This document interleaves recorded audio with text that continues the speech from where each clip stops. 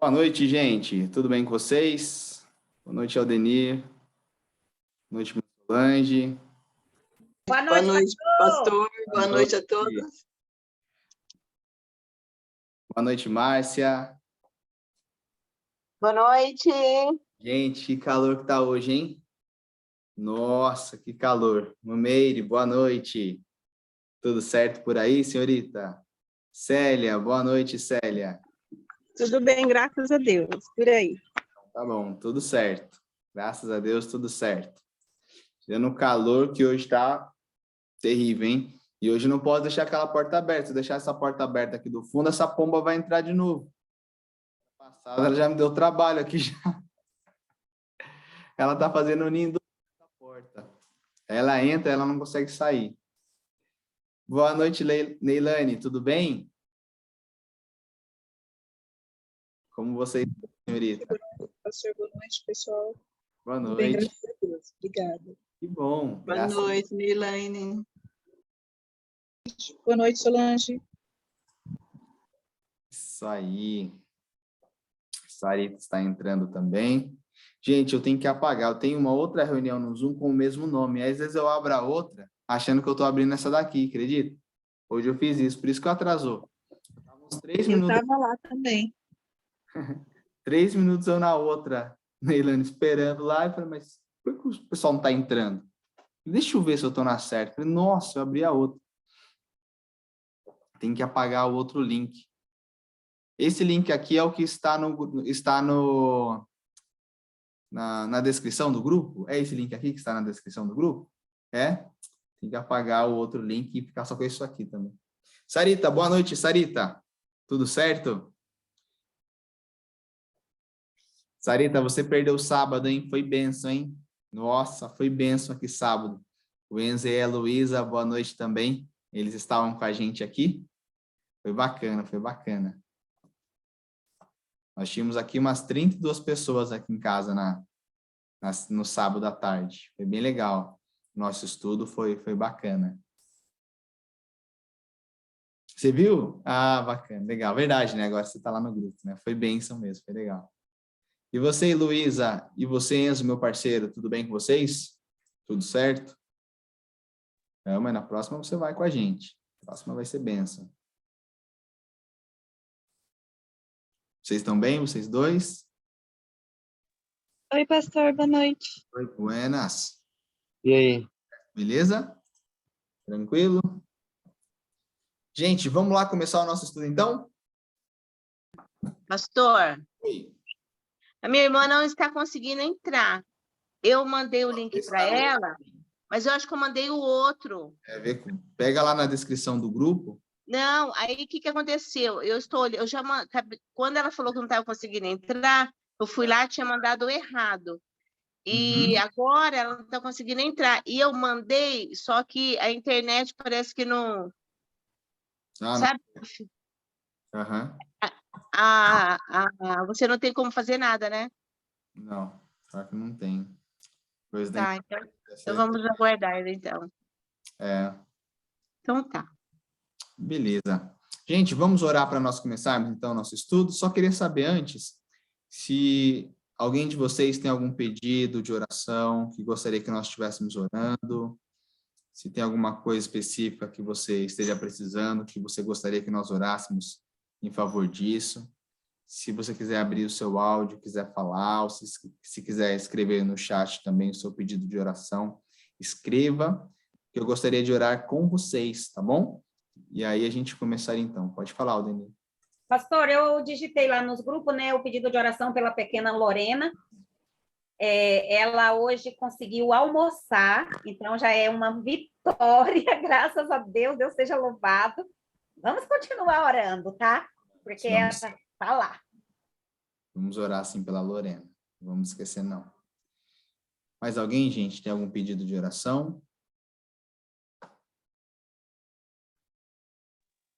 Não? Pastor, pode falar, eu gostaria de agregar aqui ao pedido da irmã Aldenir, que também é por saúde, pela irmã Terezinha e o irmão Luiz. Eu ainda não tive notícia de ontem para cá, mas até semana passada ela já voltou a se alimentar, né, com comida sólida, porém ela permanece na cama e ainda com uma escara muito profunda nas costas, né? Então, que a gente possa orar por ela. O irmão Luiz, ele está bem frágil, ele se lembra de algumas pessoas, outras não, às vezes ele confunde um pouco, então eles estão assim, mas graças a Deus ela já passou por toda aquela dificuldade de internação, UTI, Covid, intubação, e voltou para a casa dela. Tá bem, graças a Deus. Deus já fez um milagre, né? Um milagre já fez, né? Muito bem. Mas vamos continuar orando. Vamos sim. Célia, Meire, Márcia, Neilane, Sarita, Luísa, Enzo. Quem mais tem algum pedido, gostaria de fazer para nós orarmos? Pastor, pela nossa Semana Santa, que o Espírito Santo continue trabalhando conosco, para que a gente possa chegar nas pessoas certas, continuar fazendo os convites a elas. Amém. E os coraçõezinhos delas estejam, assim, sedentos, né, para ouvir o que de melhor Jesus tem para elas. Amém. Louvado seja Amém. Deus. Amados, vamos orar então, para nós podermos começar? Vamos orar? Oremos. Senhor Jesus, Pai querido que estás nos céus, te agradecemos, Senhor, pela oportunidade de estarmos aqui para estudarmos mais uma noite a Tua Palavra, de renovarmos nossa fé, de conhecermos a Tua verdade e de também viver os sonhos que o Senhor tem para nós. Hoje iremos falar sobre o plano que o Senhor tem para a humanidade. Que o plano de Deus seja real em nossa vida. Gostaria também de pedir em favor dos pedidos que foram aqui feitos, das pessoas aqui citadas, a respeito da Lorena, da irmã Terezinha, do seu esposo, dos nossos amigos que irão estar conosco na nossa Semana do Calvário, nossa Semana, né, da morte de Cristo. Será um programa muito especial, preparado com muito carinho, e que o Espírito Santo traga essas pessoas também. Agora que o Espírito Santo nos dê entendimento da Tua Palavra para o tema de hoje, é o que nós te pedimos em nome de Jesus. Amém. Muito bom, meus amigos. Vamos lá para o nosso estudo começar agora. No último estudo, nós falamos sobre a origem do mal. Nós vimos que o mal começou com um anjo no céu, que se rebelou contra Deus, que tomou as decisões erradas, que veio para a terra, enganou Eva. Adão seguiu Eva aí nas suas decisões. Infelizmente, o mal entrou no mundo, com a maldade entrou a morte, com a morte, junto com o pecado, entrou a desgraça no nosso planeta. Infelizmente, hoje nós sofremos, choramos, ficamos tristes, somos abandonados, pessoas infiéis, pessoas que se odeiam, que se traem. Muita coisa ruim que existe nesse mundo, nada disso é plano de Deus, é projeto de Deus, como a morte também nunca é vontade de Deus, a morte de uma pessoa, né? Mas infelizmente estamos no mundo onde escolhemos estar dentro dessas condições, né? E hoje nós iremos falar então, mas afinal, e Deus? O que Deus fez? Deus não fez nada? Deixou a gente tomar decisão sozinho, nos abandonou, esqueceu da gente, falou assim, agora vocês se viram sozinhos porque vocês escolheram um caminho mau? Afinal, o que Deus fez? Então, o nosso tema de hoje, nós vamos falar que Deus tem um plano. Deus tem um plano para solucionar esse problema que acabou surgindo por consequência aí do pecado, né? Então, qual é o plano de Deus? Aqui tem a foto de um cordeirinho. Por quê? Porque esse cordeirinho vai ter tudo a ver com o nosso assunto de hoje, né? E também desse mês de abril que nós estamos vivendo também, que é o mês da Páscoa, né? Do Cordeiro Pascal. Lembrando que Deus, quando cria tudo, ele cria tudo perfeito, né? Adão e Eva eram perfeitos, andavam com os animais, o conhecimento deles era um arumim, um conhecimento puro, sem malícia, sem coisas ruins, mas que felizmente com o surgimento do pecado se tornou mal, malicioso, igual o da serpente. Consequências do pecado? Só que alguns pontos importantes, meus queridos. Gênesis capítulo 3, verso 7 ao verso 9, abra sua Bíblia para você poder acompanhar conosco os versos de hoje. Quais foram as consequências dos pecados que o pecado nos trouxe, né, além dessa separação, né, que nós já vimos aí, maldade, corrupção. O verso 7 fala, então, que agora eles ficaram com vergonha pela nudez que eles estavam, e eles colocaram folhas de figueira para usar como roupas. Então, eles tentam sanar o problema que surgiu, certo? usando os métodos próprios. Então, antes eu não tinha vergonha, agora eu tenho. Como é que eu vou voltar a não ter vergonha mais? Então, eu vou colocar uma roupa para tapar a minha nudez, assim eu não vou ter mais vergonha. Então, o que Adão e Eva tentou fazer aqui é solucionar o problema do pecado à sua própria maneira. E nós já vimos no estudo da semana passada que quando eu resolvo dar ouvidos à minha mente, vai dar ruim. Adão, Eva tiveram uma escolha muito importante. Deus tinha falado que era certo. Satanás, então, trouxe uma outra perspectiva. E eles tiveram que escolher qual caminho seria melhor para eles. Eles preferiram ir na percepção pessoal, no caso Eva, daquilo que ela estava vendo. Ela olhou para a árvore e viu que a árvore era boa, agradável aos olhos, boa para dar entendimento, quando, na verdade, apesar de aparentar ser bom aos nossos olhos, não significa que seja o certo a se fazer. Então, Neilane, o que Deus apresentou ali tem duas opções. Ou Deus está certo, ou Satanás está certo. Às vezes, Satanás vai usar coisas que aparentemente são corretas, mas de uma forma ali misturada com um pouquinho de mentira, e no final, quando eu vou olhar para aquilo, vai parecer ser verdade, vai parecer ser o correto, quando, na verdade, isso estará me afastando de Deus. O verso 8 diz que quando ouviram a voz do Senhor, que andava pela viração do dia, eles ficaram o quê? Com medo e se esconderam da presença do Senhor. O homem e sua mulher por entre as árvores do jardim. E então chamou o Senhor Deus ao homem e lhe perguntou, onde estás?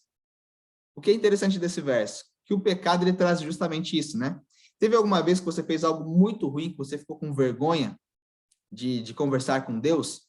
É justamente isso que acontece. Quanto mais nós pecamos, menos nós queremos falar com Deus. A princípio, é um não querer falar porque me gerou vergonha. Depois de um tempo, meu coração ficou tão duro, que eu não quero nem conversar com ele, não é porque eu estou com vergonha, é porque eu já não sinto mais falta, já me acostumei a viver sem Deus na minha vida. Então, quanto mais eu peco, mais longe de Deus eu fico. Quanto mais longe de Deus eu fico, mais eu vou viver um mundo de maldade. O homem agora se esconde de Deus, agora não somos mais naturalmente próximos de Deus, Agora nós estamos, infelizmente, longe. Por quê? Porque os nossos pecados nos fazem separação entre nós e Deus. Então, se você quer ter um encontro verdadeiro com Deus, Sarita, se você quer ter um conhecimento da verdade, falar assim, não, pastor, eu queria viver uma vida de verdade com Deus, sabe? Eu quero ter uma vida assim, real mesmo com o Senhor, sabe? Primeira coisa, aquilo que eu sei que é errado, eu devo mudar. Porque se eu não quero mudar e se eu não mudo, é mais difícil de eu querer ter, ou de eu conseguir ter esse relacionamento próximo com Deus. Quanto menos pecados eu estou cometendo, mais fácil é para eu ter um encontro real com Deus. Certo? Óbvio, isso vai passar de um reconhecimento, Às vezes alguém tem poucos pecados, mas não reconhece a sua condição pecaminosa. Aí não vai adiantar de nada. Essa pessoa não vai ir até Deus para pedir socorro e ajuda. Mas, em contrapartida, uma pessoa que reconhece os seus erros, se entrega a Cristo, esse com certeza terá um encontro com ele. E perceba que a graça, já começa aonde Deus pergunta, aonde você está? Enzo, Deus não precisou que você chegasse e falasse assim, pai, me perdoa, me desculpa, eu vim aqui pedir perdão. Não, Deus foi atrás de você, te buscou e te perguntou, aonde você está, Enzo? Volta para cá, vem para mim, eu estou disposto a te dar um novo começo, uma nova oportunidade. Mas você precisa se revelar, você precisa sair atrás da árvore, atrás dos arbustos e mostrar você da forma como você está, como um pecador mesmo, como eu sou um pecador. Mas chegar para ele sem medo, sem vergonha, falar assim, Senhor, eu sou pecador, mas estou aqui, me transforma, me ajuda, Célia, me ajuda a ser uma nova criatura, me ajuda, Pai, a voltar a ser o estado que eu era no princípio. Tudo isso consequências do pecado. O verso 15, fala que o pecado nos trouxe separação entre nós e Deus, mas olha que interessante, fala que a mulher teria dor na sua gravidez, o homem conseguiria da terra, no verso 17, o seu sustento com muito suor, com muita dificuldade, com muita luta, com muito sofrimento, Mas nós temos aqui também que Deus tem uma esperança para nós. Separação do mal. o verso 15, Deus diz que eu colocarei, Deus falando, né? Porei inimizade entre você, serpente, e a mulher. Então, Deus prometeu, dentre as consequências do pecado, um raio de luz, uma separação entre nós e o mal. O natural agora, com o pecado, era nós estarmos ligados ao mal. Como Deus iria conseguir fazer essa separação, nós, do mal, sendo que nós agora desejamos sempre viver uma vida de acordo com aquilo que o inimigo de Deus deseja que vivêssemos. Como? O verso 15 já responde que viria um descendente da mulher, da humanidade, que este resolveria o problema e nos separaria do mal para nos ligar novamente a Deus. É a pergunta que fica, como é que isso é possível? Adão e Eva ficaram tão felizes ao ouvirem essa sentença, gente, porque olha só, olha que legal. Você fala assim, mas pastor, olha as consequências do pecado como são ruins. Mas ao mesmo tempo, gente, perceba a misericórdia de Deus. Porque tem dor? Tem, correto? Mas tem o quê? Gravidez. E o que é gravidez se não gerar vida? O salário do pecado não era a morte? Não deveríamos só morrer? Por que Deus aqui então está falando sobre vida? Opa, isso traz um pouquinho de esperança. O texto diz que o homem conseguiria o sustento em fadiga, ok? Mas teria o quê? O sustento da terra. Opa, então quer dizer que eu vou ser sustentado ainda? Legal. Separação do mal, apesar de agora eu ser amigo do mal, Deus prometeu que eu iria me separar dele. Opa, que legal, é uma esperança. Por isso, logo na sequência, o verso 20, diz assim, e deu o homem o nome de Eva, sua mulher, por ser a mãe de todos os seres humanos, e fez o Senhor Deus vestimenta de peles para Adão e sua mulher, e os vestiu. Perceba que agora Adão vai olhar para sua mulher, que se chamava mulher, né? E vai dar um nome para ela, Eva. Por quê? Eva significa vida. Por que ele coloca esse nome a ela? Porque a sentença deveria ser morte, mas todas as sentenças trazem expectativa e esperança para vida. Então, traz esperança para o casal. Então, ele vai lá e nomeia sua mulher de Eva.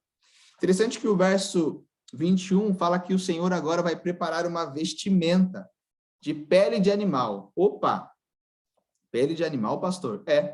Se Adão e Eva queriam cobrir a sua nudez com folhas, e essa nudez não acabou com a vergonha deles, né, por cobrir com folhas, porque eles ainda continuaram atrás da árvore, né?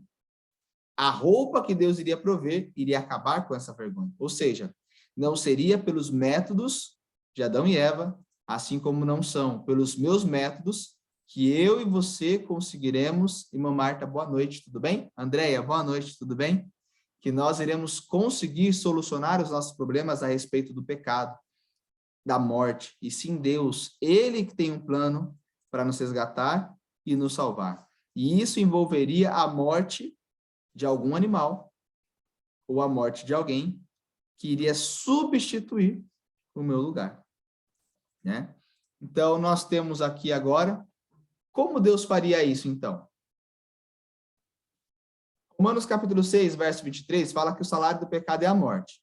Então, qual é o preço, Célia, do meu pecado? Morrer, certo? Então, eu sempre deveria morrer. Ora, por que eu não morro, então, instantaneamente? Misericórdia, graça e oportunidade. Do quê? De um dia, vivemos eternamente. Mas por que isso é possível? Como isso é possível? Para quê? João 3,16 traz um texto bem interessante, eu convido você a abrir a sua Bíblia, no Evangelho de João, no capítulo 3, no verso 16.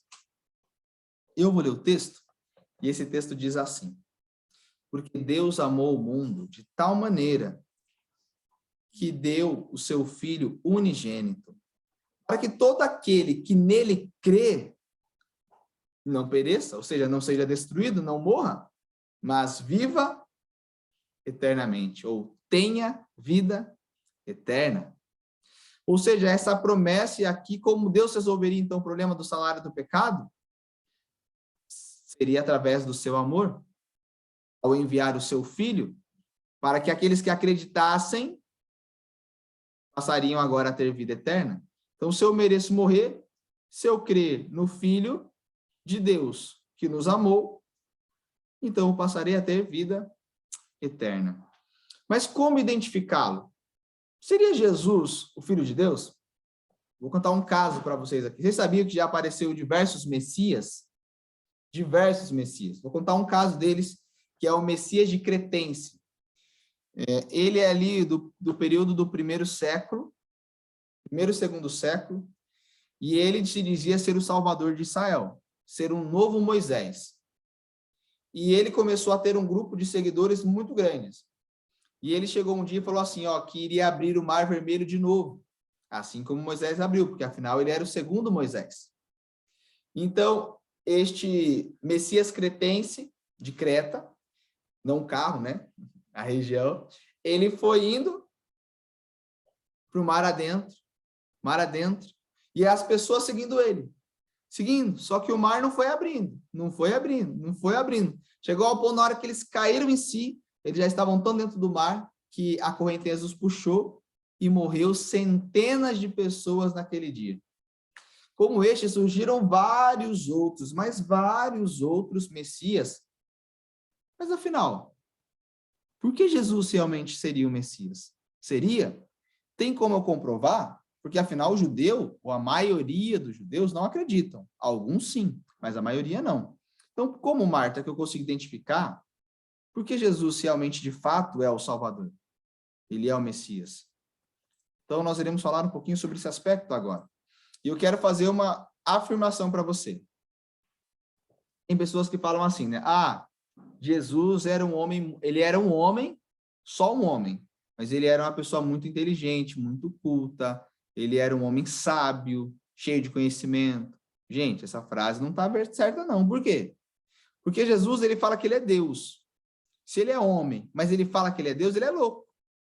Ou ele é Deus de fato, ou toda a sua história e os seus argumentos são ficção. Se ele é ficção, ele está enganando todo mundo. Então, não tem como ele ser um homem inspirador, ele é um lunático, ele é um doido. Ou Jesus, de fato, é Deus, o Salvador, o Deus unigênito, aquele que vem do Pai, aquele que foi prometido como descendente que viria de Eva. Ora, ou ele é quem ele diz que é, ou ele é uma enganação. Então, a pergunta é, você acredita em quem? Numa farsa ou numa verdade? Quais argumentos eu posso ter para acreditar na relatividade, né? Nesse sentido, né? Dessa relação, na verdade, né? Entre Jesus e este Messias. Seria Jesus, então, o Messias? Messias, gente, a palavra Mashiach, ela significa Cristo, né? E Cristo significa ungido, escolhido. Então, seria alguém, né? No caso, nós já vimos em João 3,16, que foi escolhido por Deus, no caso, o Filho, Deus, o Filho, que viria para a Terra, certo? Nós já vimos isso. Ele seria o ungido de Deus para ser o nosso libertador. Isaías capítulo 7, verso 14, se você quiser abrir a sua Bíblia para acompanhar com a gente. Isaías capítulo 7. Irmã Claudete, o seu áudio está funcionando? Se tiver, boa noite para você. Também não sei se está no áudio dela já. Isaías capítulo 7, verso 14. E acompanhe o que diz o verso. Portanto, o Senhor mesmo, dado um sinal, vos dará um sinal. Eis que a virgem vos conceberá, e dará à luz a um filho, e lhe chamará Emanuel. Então, perceba que o Messias, ele nasceria de uma virgem, certo? E o seu nome, ou pelo menos o que ele significaria, é Emanuel. E Emanuel significa Deus conosco. Então, perceba que o Messias, ele seria Deus com a humanidade, assim como Jesus afirma trazer para si a autoridade de ser Deus também, apesar de como homem, ele se submete ao Pai em todo o tempo, em toda hora, mas ele deixava bem claro que ele se considerava Deus, né? Ele nasceria de uma virgem, olha que interessante, né? E seria Deus conosco. João capítulo 1, o Evangelho de João, no capítulo 1, abra sua Bíblia, por gentileza, também. Mateus, Marcos, Lucas e João. Não se esqueça de anotar os textos, né? Que ficará mais fácil para você. Lembrando, gente, que qualquer coisa você vai ter aí a gravação depois com você, para você poder acompanhar. Então, João 1, verso 14, diz que o Verbo se fez carne e habitou entre nós. E nós vimos o quê? A glória como unigênito do Pai. Então, este Verbo se fez carne, o Messias, ele seria quem? Deus encarnado, Deus como um ser humano. O verso 18 fala que ninguém jamais viu a Deus. O Deus unigênito é quem revela o Pai. Então, Deus se tornaria como um de nós, certo?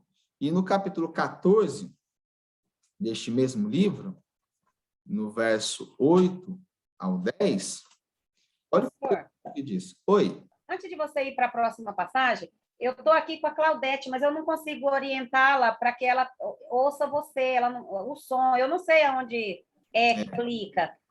Ela está no celular, né? Provavelmente. Eu creio que sim. Aqui, compartilhamento. Tá no celular, tá no celular. No celular, deixa eu... Só um minutinho, espera aqui.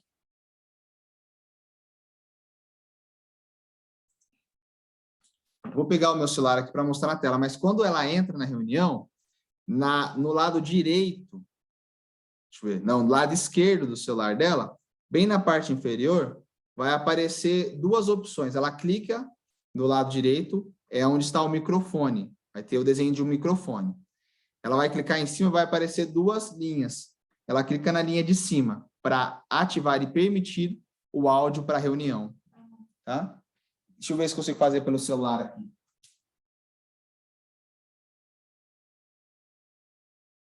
Ó, vou entrar na reunião aqui também pelo celular.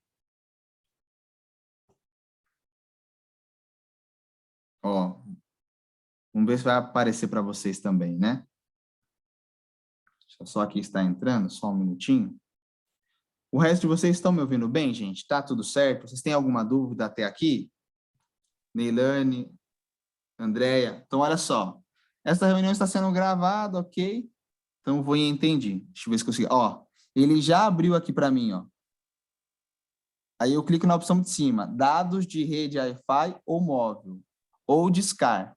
Eu vou em dados de rede Wi-Fi ou móvel. Clico nele, ativou meu áudio. Entendeu? Então, agora o meu áudio está ativado no celular também. Vai ter a opção...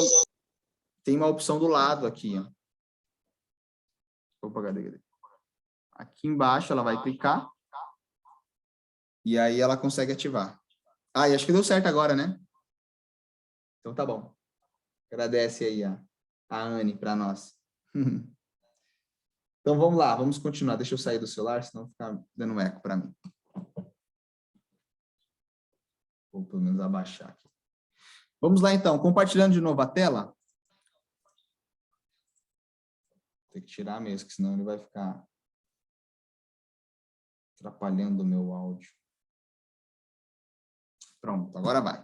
Então, João 14, do verso 8 ao verso 10, diz assim, meus amados. Olha só. Replicou-lhe Filipe, Senhor, mostra-nos o Pai, e isto nos basta. Disse-lhe Jesus, Filipe, há tanto tempo estou convosco, e não me tens conhecido? Quem me vê a mim, vê o Pai. Como dizes tu, mostra-nos o Pai? Ou seja, Jesus traz para si que ele era igual ao Pai, e que ambos têm a mesma natureza e as mesmas qualidades. Quando eu vejo Jesus, eu vejo o próprio Pai. Não porque ambos são a mesma pessoa, mas porque ambos são iguais. Lembra o segundo estudo? O que define Deus como Deus? Criador, todos os seus atributos, as suas qualidades, certo?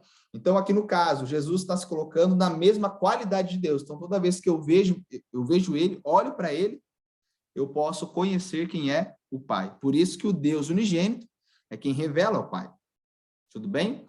Então, ele se torna como um de nós. Mais um texto? Vamos lá. Seria Jesus, então, o Filho de Deus? Porque, afinal, ele trouxe isso para si. Mas, de fato, ele seria ou seria apenas um lunático? Quem seria Jesus? Miqueias é o Antigo Testamento, tá bom? Finalzinho do Antigo Testamento, então vai ser você abre Mateus, você vai voltar ali umas 10, 15 páginas para trás, umas 15 páginas para trás, mais ou menos. Você vai voltar antes de Zacarias um pouquinho, acho que até um pouquinho mais de 15. Miqueias capítulo 5, verso 2, vai falar assim, ó. Acompanhe o verso. E tu, Belém Efrata, pequena demais para figurar como grupo de milhares de Judá, de ti me sairá o que há de reinar em Israel, cujas origens são desde os tempos antigos, desde os dias da eternidade. Então, significa que da cidade de Belém é que viria o Messias. E aonde que Jesus nasce? Vocês sabem? Belém. Zacarias capítulo 9. Agora você vai mais para frente, mais para o lado de Mateus, né? Passa aí Miqueias, Naum, passa Abacuque. Vai passar ali o livro de Ageu, depois já vem Zacarias.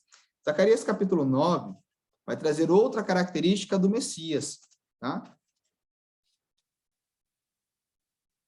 Zacarias 9, verso 9, diz assim: Alegra-te muito, ó filha de Sião, falando de Jerusalém, então, né?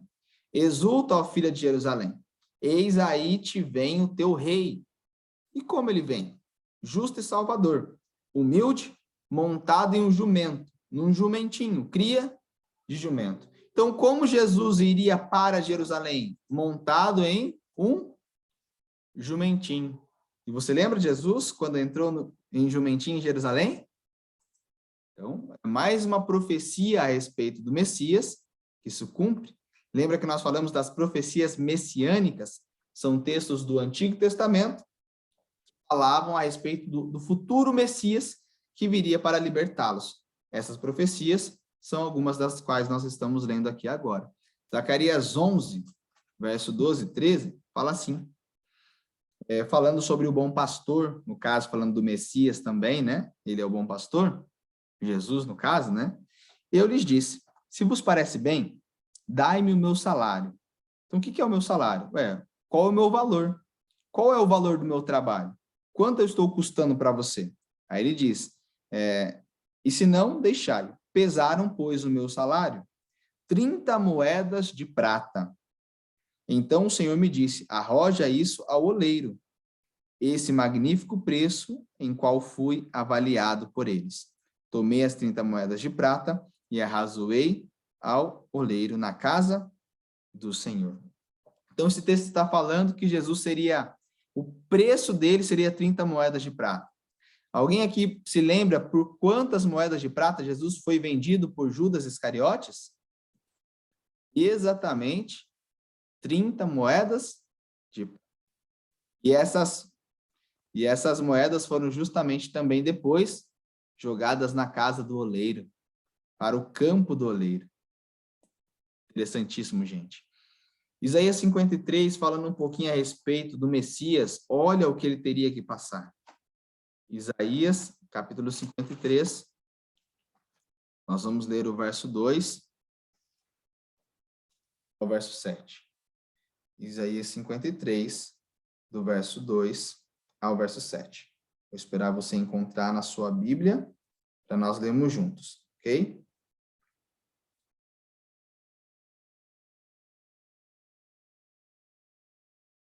Acharam? Vamos ler? Podemos ler? Diz assim, porque foi subindo como renovo, perante ele como raiz de uma terra seca. Não tinha aparência e nem formosura. Olhámo-lo, mas não havia beleza alguma que nos agradasse. Ele era desprezado e humilhado. E como um de quem os homens escondem o rosto, ele era desprezado e dele não fizemos caso. Certamente ele tomou sobre si as nossas enfermidades, verso 4, e as nossas dores levou sobre si, e nós o reputávamos por aflito, ferido de Deus e oprimido. Mas ele foi traspassado pelas transgressões de cada um de nós, nas minhas transgressões e as suas transgressões, os nossos pecados. E ele foi moído também pelas nossas iniquidades. O castigo que nos traz paz, porque não caiu sobre mim, recaiu sobre ele. E pelas pisaduras de Jesus, eu e você fomos sarados. Todos nós andávamos desgarrados, cada um se desviava pelo seu próprio caminho. Nós não nos importávamos com ele, nós não estávamos nem aí para Deus, nem aí para o Salvador, mas ainda assim, ele fez cair sobre si os nossos pecados, as nossas iniquidades, e o verso 7 diz que ele foi oprimido e humilhado, mas não abriu a boca, como o cordeiro foi levado ao matadouro. E como ovelha muda perante os seus tosqueadores, ele não abriu a boca. Queridos, tudo que Jesus passou aqui, já havia sido premeditado pela palavra do Senhor, faria parte de todo esse sofrimento que o Messias teria que passar por nós. Então, o que Cristo passou por nós na cruz não foi falha no percurso, foi, na verdade, parte do plano para que eu e você pudéssemos ser salvos. Lucas 18, Jesus deixa isso muito claro para nós. Lucas capítulo 18, a partir do verso 31 ao verso 33, ele está junto com o seu grupo de discípulos, e eles vão subir para Jerusalém próximo da sua última semana de vida, próximo de montar o jumentinho. E ele diz no verso 31, e vai cumprir-se ali, em Jerusalém, tudo quanto está escrito por intermédio dos profetas, no tocante ao Filho do Homem. Ou seja, quando ele fosse para Jerusalém, todas as profecias messiânicas teriam o seu encontro, a sua realidade, iriam se cumprir. Aí ele diz o que iria acontecer. Pois será ele entregue aos gentios, ele vai ser escarnecido, ele vai ser ultrajado, ele vai ser cuspido, ele vai ser açoitado, ele vai ser morto, mas depois de 3 dias ele irá ressuscitar. Ou seja, você percebeu, gente, que Jesus sabia de cada detalhe de tudo que ele enfrentou? Jesus não foi pego de surpresa. O pai não chegou para Jesus e falou assim: Jesus, vamos fazer uma viagenzinha aí, só nós dois, aí lá a gente vê o que vai acontecer. Sabe, igual a história, por exemplo, de Abraão e Isaac. Abraão chegou para Isaac: Isaac, vamos lá, Senhor, mas como é que vai ser? Deus vai prover, não se preocupa não, deixa que eu vou resolver. Isaac foi, gente, para o abate sem saber o que ia acontecer com ele. Ele nem imaginava que era ele e tudo aquilo que ele iria passar. Mas quando eu falo do Messias, do Salvador, Andréia, tudo que Jesus passou por você, ele passou sabendo que teria que passar. E se Deus é onisciente, ele sabe do futuro antes mesmo dele acontecer, isso nós chamamos de presciência, ou seja, um conhecimento prévio das coisas, significa que antes dele te criar, Marta, Jesus sabia do que eu e você iríamos fazer. Só que ainda assim ele escolheu nos criar. Já parou para pensar nisso? Deus sabendo que nós iríamos rejeitá-lo, matá-lo, ridicularizá-lo, cuspi-lo, açoitá-lo, crucificá-lo, matá-lo, zombá-lo, rejeitá-lo, ainda assim ele fala assim: eu vou criar esse povo do mesmo jeito, porque eu amo eles. Eu amo a Claudete, mesmo ela tendo me abandonado, eu amo ela e vou com ela até o fim, porque eu não desisto dela. Eu quero a salvação dela. Eu quero a salvação do Enzo também. Quero a salvação de todos aqui. Por isso, antes mesmo de você me amar, Jesus diz: eu já te amei. Eu já te amei. Foi tudo uma escolha minha. 1 Pedro capítulo 1, abra sua Bíblia, por gentileza, lá também. Antes das cartinhas de João, um pouco antes de Apocalipse, né? 1 Pedro capítulo 1, verso 1, é do 28 ao 30, tá, gente? Não é 20 aqui não, é do 28 ao 30, tá? 28 ao 30. 1 do 28, não, então não é do 28, do 18, né? Do 18 ao 30. Então, o que está errado aqui é esse número aqui, é do 18 ao 30.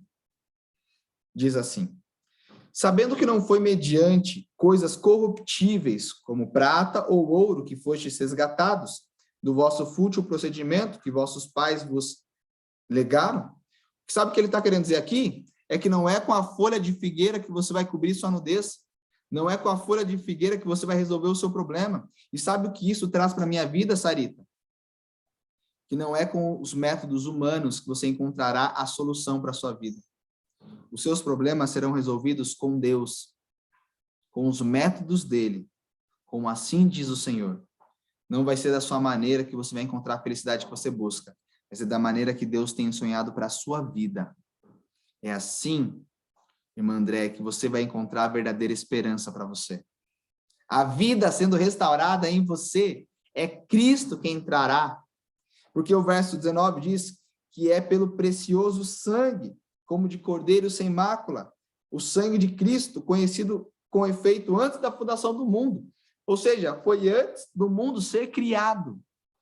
O plano para te salvar já foi arquitetado antes mesmo de haver um problema. Quando Deus foi criar, ele sabia o que ia acontecer. Ele falou assim: como nós vamos resolver? Antes de criar a terra, vamos resolver. E Jesus fala: eu vou lá, eu morro por eles, porque o salário do pecado é a morte. Somente a morte poderá pagar o que eu devo. Então alguém tem que morrer. E aí somente o Criador da vida, que é o doador da vida e liberdade, pode entregar a sua própria vida divina para resgatar daqueles que perderam a sua vida. No caso, eu e você. Jesus era o único qualificado para ser o nosso Salvador e ele é totalmente suficiente, ele é incomparável, ele é único, ele é a pedra central da civilização, ele é único, ele é o nosso Salvador, sem ele não há esperança. Gente, tudo isso foi uma escolha dele, sofrer por você. É diferente de alguém que é pego de surpresa no decorrer do caminho. Jesus escolheu te criar sabendo do que você e eu iríamos fazer contra ele. Isso é muito amor. Mas isso é amor demais. Isso é amor demais, gente, porque se não fosse por ele, nós nem deveríamos existir. Não fosse por sua graça, o que o mundo diz de evolução, jamais iria acontecer sem a ação de um Deus criador. Mas ele escolheu passar por isso e por você. Sacrifício escolhido. Salmo 69, verso 21. Salmo 69, verso 21. Filho, por gentileza. Outra profecia messiânica. Diz assim: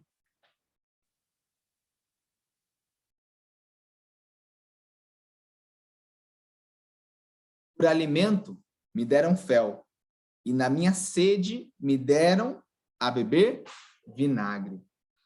E Jesus, então, no seu momento de sede, ele recebeu o quê? Vinagre.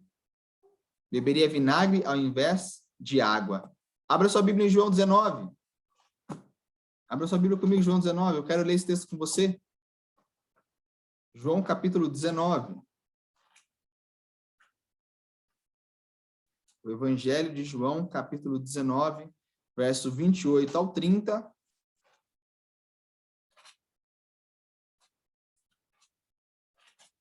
Falando a respeito da morte de Jesus, você olha o subtítulo da sua Bíblia, está lá, a morte de Jesus. E o verso 28 começa dizendo assim: depois, vendo Jesus que tudo estava consumado, aqui é a palavra tetelestai, para se cumprir a Escritura, lembra o que ele falou lá para os discípulos? Quando formos para Jerusalém, tudo a meu respeito vai acontecer. Tudo que o Antigo Testamento falava a respeito do Messias vai se cumprir. Então agora ele olha e fala assim: já está praticamente tudo cumprido. Então agora chegou a hora de eu morrer para dar a vida para a humanidade. E o verso 28 termina dizendo, ele diz então, tenho sede. Então ele diz tenho sede, gente, não é talvez porque ele tivesse sede de verdade, mas talvez porque ele sabia, talvez não, ele sabia que havia uma profecia que falava que no momento de sede ele receberia vinagre. Então, ele talvez peça essa água, sabendo o que isso iria causá-lo, o que isso iria acontecer com ele. E o verso diz, então, estava ali um vaso cheio de vinagre, embeberam de vinagre uma esponja, fixando-a num caniço de isopo, e lhe chegaram à boca. Quando, pois, Jesus tomou o vinagre, disse, está consumado. Ou seja, agora tudo se realizou. E agora ele inclina a cabeça, então, e vem a falecer. Eu queria me ater aqui alguns segundos com vocês, gente. Nesse ponto dessa profecia, eu queria falar sobre uma coisa com vocês. Na quinta-feira na igreja eu falei, mas hoje eu vou trazer a foto. Vocês estão vendo aqui?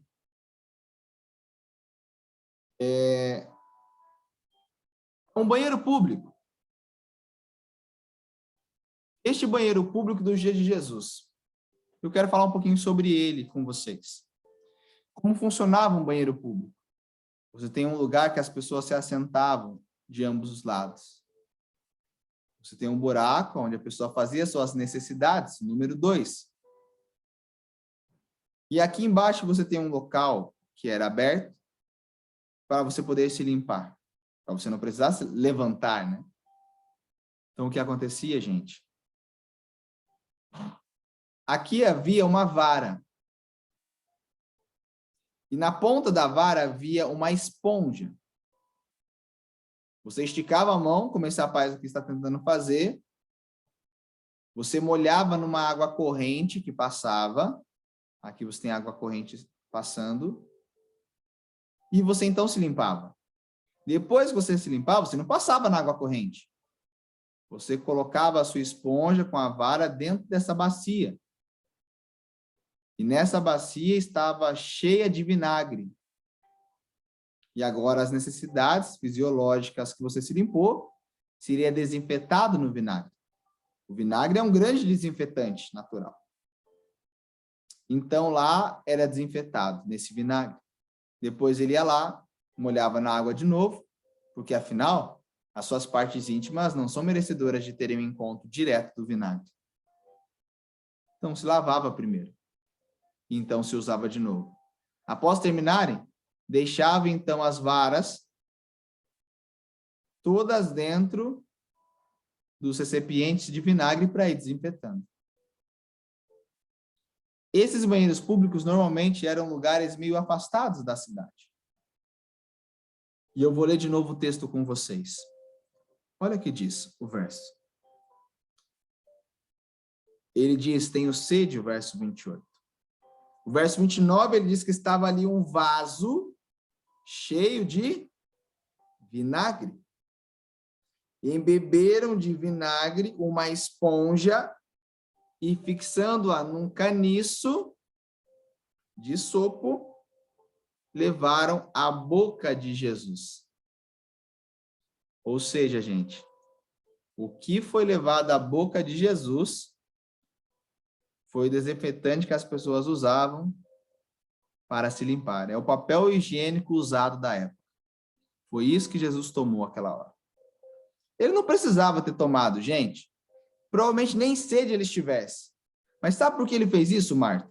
Para que tudo a respeito do Messias se cumprisse na vida dele. Inclusive essa profecia de Salmo 69, verso 21. Coisas humilhantes, coisas desastrosas, coisas destrutivas, mas tudo isso Jesus escolheu passar por você, porque te ama, Enzo, porque ama você, Sarita, porque Deus quer te dar um novo começo, André, um novo renascimento, Claudete, renascer de novo com Jesus. É para isso que ele sofreu por você, para que a gente case de novo com Jesus, faça esse renascimento com ele. Neilane, Jesus sofreu até a morte para que você tivesse vida. E vida e abundância, sério. Não é vida pela metade. O que Jesus está oferecendo para mim e para você não é meia vida, é vida completa. E vida completa você não vai conseguir aqui e agora. Mas você vai conseguir lá no céu, na eternidade, naquele grande dia. O que eu e você temos que fazer hoje É aceitar. É aceitar tudo aquilo que ele fez por nós. A palavra tetelestai significa está consumado, ou também significa está. O que está pago, gente? O salário do pecado. Ou aqui o preço. Ó. O preço do meu e do seu pecado. Tudo isso aqui foi passado para que você pudesse ser salvo. Tudo isso foi enfrentado para que você pudesse ter vida. Tudo isso ele sofreu na esperança que você pudesse receber essa graça. E que ela não fosse em vão em sua vida, mas que ela fosse real, verdadeira, completa. Eu realizei o plano para que fosse pago, para que você então pudesse viver de novo. É isso que Jesus fez? Pergunta, pastor, mas como eu posso receber Jesus na minha vida? Como eu posso receber o seu perdão e ser salvo? Receber o seu sacrifício em mim? Me fala, eu quero receber, pastor. Fala para mim. 4 textos para você. Eu vou ler rapidinho. Só anota o texto. Não precisa abrir não para você ficar comigo aqui bem rápido. Isaías capítulo 1. O verso 18 diz assim: vinde, pois, e arrazoemos. Vamos ver se é razoável, vamos dialogar, vamos conversar. Vamos ver se é plausível as suas ações. Veja se vale a pena viver uma vida assim. Diz o Senhor, ainda que os vossos pecados sejam como a escarlata, eles se tornarão brancos como a neve. Amém? Amém. Ainda que sejam vermelhos como o carmesim, se tornarão brancos como a lã. Não importa o tamanho do teu pecado, do teu erro. Se você pedir perdão para Cristo Jesus, ele te perdoa, porque o sacrifício dele é grande o suficiente para te salvar, te perdoar e te tornar branco, limpo, puro de novo. Um novo nascimento com Jesus. É analisar e é razoar a respeito da situação. Primeira coisa, como eu posso ser salvo, é analisar a minha vida, gente. Sem análise de vida, eu não mudo. Eu tenho que analisar minha vida hoje, como a minha vida está hoje. Será que verdadeiramente eu estou ligado à videira? Será que verdadeiramente eu estou vivendo uma vida de acordo com a vontade de Deus? Será que eu preciso tomar uma decisão de voltar para o caminho do Senhor? Será que eu estive longe durante alguns anos e agora eu preciso falar assim, eu quero acertar a minha vida com Jesus de novo? Eu não sei qual é a sua história. Mas você precisa analisar, refletir e conhecer esse Deus que te perdoa, esse Deus que te dá um novo começo, que te restaura. Além de analisar a vida, Atos capítulo 3, verso 19, diz assim: arrependei-vos, pois, e convertei-vos, para serem cancelados os vossos pecados. Primeiro eu preciso analisar a minha vida, depois que eu analiso, qual a decisão que eu tenho que tomar? Arrependimento. Mas qualquer tipo de arrependimento é remorso? Não. É um arrependimento que mude a minha vida. Um arrependimento que me traga conversão. Gente, olha para esse quadro que está aqui. Você está vendo esse quadro aqui na minha tela? Eu fiquei emocionado semana retrasada. Uma irmã nossa foi para Jerusalém. E ela voltou e ela comprou uma coroa de espinhos. Falam que é da mesma árvore que foi usada com Cristo. E eu peguei aquela coroa na minha mão. O espinho dava ali uns 4 centímetros de espinho cada um. Já imaginou isso enfincado na cabeça dele? Tudo isso por uma escolha dele, para substituir as minhas escolhas, as minhas decisões. Por isso, hoje eu preciso analisar minha vida, me arrepender das minhas ações ruins e mudar. Mudar. Renascer de novo. Capítulo 2, verso 37 e 38 diz assim, Pedro ele está falando para um grupo, na verdade um grupo de judeus que ouviram a mensagem sobre Jesus, igual vocês aqui, essas mesmas mensagens, eles perguntaram para Pedro e para os demais apóstolos: que faremos, irmãos? Eu quero ser salvo. Fala para mim como posso ser salvo agora. E Pedro então responde: arrependei-vos e cada um de vós seja batizado em nome de Jesus Cristo para a remissão de vossos pecados. E recebereis então o dom do Espírito Santo. Então, arrependimento e batismo são dois pontos importantíssimos na vida do crente. Um batismo sem arrependimento não é um batismo verdadeiro. Porque primeiro eu tenho que o quê? Me arrepender dos meus pecados. Entender o porquê de uma conversão. Perceba que o batismo ele está ligado à conversão. Depois do batismo eu recebo o quê? O Espírito Santo de Deus comigo. E esse Espírito de Deus, amado, esse Espírito de Deus vai capacitar você a se tornar cada dia mais parecido com Jesus e ter uma conversão de 180 graus na sua vida. Mas quem capacita? É Ele. O que eu tenho que fazer é me analisar todo dia, me arrepender todos os dias, me entregar todos os dias e deixar que o Espírito Santo me use todos os dias. Finalizo aqui com vocês com um texto. Tem dois caminhos, gente. Não tem uma terceira via. Ficar parado não vai te levar a lugar nenhum. Só existe um caminho que vai te levar para o céu e para a vida eterna. Qualquer uma outra decisão que não seja esse caminho, não vai te salvar. Ficar parado, você vai continuar na vida que você está, e quando Jesus voltar, você vai continuar ficando aqui. Posso tomar a decisão de ir para o mundo, seguir meus próprios desejos e interesses, buscar uma felicidade passageira, humana, fictícia, mas são decisões.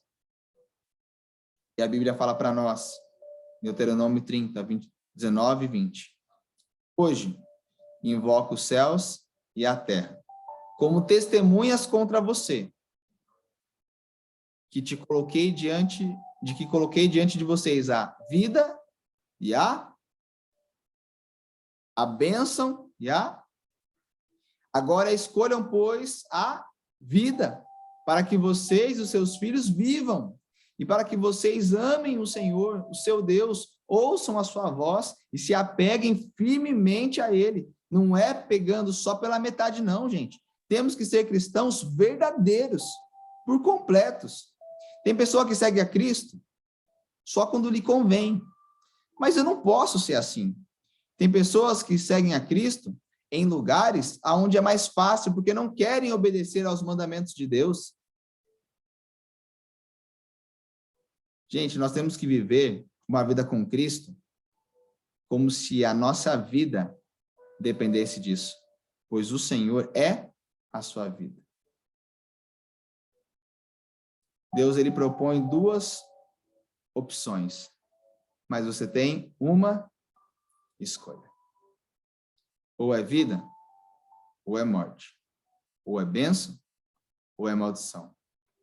Ou é um, ou é o outro. Não tem um meio termo. É assim que você seremos salvos. Deus já fez tudo para te salvar. Ele já fez tudo para te salvar. Tudo, tudo, tudo. Eu e você não podemos, agora, ficar em cima do muro. Nós temos que tomar uma decisão agora, hoje. No próximo nosso estudo, nós iremos falar sobre sinais e a volta de Jesus. Eu quero dar um spoiler para você. Pertinho. Tá pertinho. Por isso, eu não posso perder tempo, porque não há mais tempo a se perder. Mas há uma decisão a se tomar, um caminho a se seguir, uma escolha a fazer. É vida ou morte? É bênção ou maldição? Qual caminho tu escolhe, Claudete? Qual caminho você escolhe, Célia? Qual caminho você escolhe, Neilane? Qual caminho você escolhe, Sarita? Qual caminho você escolhe, Enzo? Qual caminho você escolhe, Marta? Qual caminho você vai escolher, André? Deus tem um plano. E nós iremos conhecer este plano por completo. Porque não é só a morte e ressurreição. É todo um processo que nós iremos conhecer durante todos os nossos estudos. Como faço para viver o plano de Deus em minha vida. Serão os nossos próximos assuntos. Pergunta que eu faço hoje para você, e eu queria que você, se for o teu desejo, que você respondesse ou por chat, ou que você colocasse aí o nickzinho, igual isso aqui, por exemplo, de joinha, igual eu coloquei aqui na minha tela, mas que você demonstrasse neste momento a sua decisão. Vou fazer 3 perguntas para você. Ficou claro que a pessoa que mais sofreu por conta deste mundo mal foi o próprio Criador? Ficou claro para você isso, gente? Tá claro isso para você? Para mim está muito claro isso. Segunda pergunta que eu te faço. Ficou claro para você que o caminho de Deus é o único caminho que vai te levar à vida? Que não existe um outro caminho, que o resto é só ilusão? Amém. Agora a pergunta mais importante. É vida ou morte? É bênção ou maldição? Mas ele diz, eis que eu te proponho vida. O meu conselho é, escolha, pois, a vida para que viva tu e sua descendência. Quem aqui nessa noite escolhe a vida e escolhe Jesus em sua vida? Como seu Salvador e o seu perdoador. Amém. Amém. E amém. Nós vamos fazer uma oração agora. E eu quero orar para entregar a sua vida a Jesus agora. Uma oração de entrega, uma oração de renascimento, de renovação, para que Deus realize os sonhos dele na tua vida e que te liberte das garras deste mundo maligno. Vamos orar? Senhor Jesus, Pai querido, nessa noite nós tomamos a decisão de seguir os teus planos, de seguir o teu caminho. O mal nunca foi teu projeto. Pelo contrário, o Senhor sempre nos criou perfeitos para vivermos perfeitos e perfeitamente felizes nesse mundo. Mas o nosso afastamento do Senhor nos trouxe a desgraça que nós vivemos hoje. Mas a gente não aguenta mais viver nesse mundo mal, Pai. Esse mundo de dor, de doença, de sofrimento, de tristeza, é briga em casa, é problema no casamento, discussão com filhos, é o dinheiro que é curto, a conta que não dá para pagar, não dá para ir viajar, para conhecer um lugar bonito, porque não dá tempo para isso, porque a vida não me deixa viver. Essa vida não me deixa viver de verdade. Não aguentamos mais viver nesse mundo mal, Jesus. Mas nós cremos no teu plano, na vida eterna, que nós podemos alcançar pelos méritos do Senhor, na cruz, porque o Senhor decidiu sofrer por nós. Então hoje eu peço, Jesus, que a tua graça entre na vida de cada irmão aqui, que o teu perdão seja real. Faz com que cada um deles, e que eu também, analise a minha vida, e que nós, ao analisarmos nossa vida, possamos encontrar aquilo que temos que mudar, ou qual caminho devemos seguir, e que o Senhor nos dê força para seguir os teus passos. Que o teu Espírito Santo nos acompanhe, que a sua graça nos salve, em nome do nosso Salvador que te pedimos, papai. Amém. Queridos, que Deus abençoe vocês, que Deus te dê uma ótima noite. Só um convite para vocês, essa semana que vem, começando ali no sábado à noite, em alguns lugares no domingo à noite, nós teremos uma semana especial. Uma semana especial, que é a Semana do Calvário, o evangelismo da paixão de Cristo. Nós iremos nos encontrar na igreja, vai ter na igreja de Oswaldo Cruz, na igreja de Lucélia, na igreja daqui de Adamantina, na cidade onde você está, e vai ter. Procure ir lá e conheça essa paixão transformadora de Jesus. Na semana que vem, provavelmente nós teremos que dar uma pausa por 2 semanas do nosso estudo, ou nós teremos que fazer nosso estudo em um outro horário, pelo menos durante essas 2 semanas, tá? talvez num domingo à tarde, talvez num sábado à tarde, tá? Senão nós teremos que dar uma pausa durante essas semanas, mas você estará conosco na igreja durante as noites. Então, nós nos encontraremos lá, teremos lembrancinhas, presentes, né? Terá um momento especial com você. Então, fica o convite. Vá lá se encontrar com Jesus e receba esse plano perfeito na sua vida. Que Deus te abençoe, que Deus te guarde, e se precisar, nós estamos sempre à disposição. Uma boa noite e nos vemos no final de semana na igreja, ou nos veremos, quem sabe, aí no nosso próximo estudo, que a gente poderia remarcar esse dia, um domingo ou para uma quarta, para um sábado, durante a nossa tarde. Um abraço. Tchau, tchau, gente. Fiquem com Deus.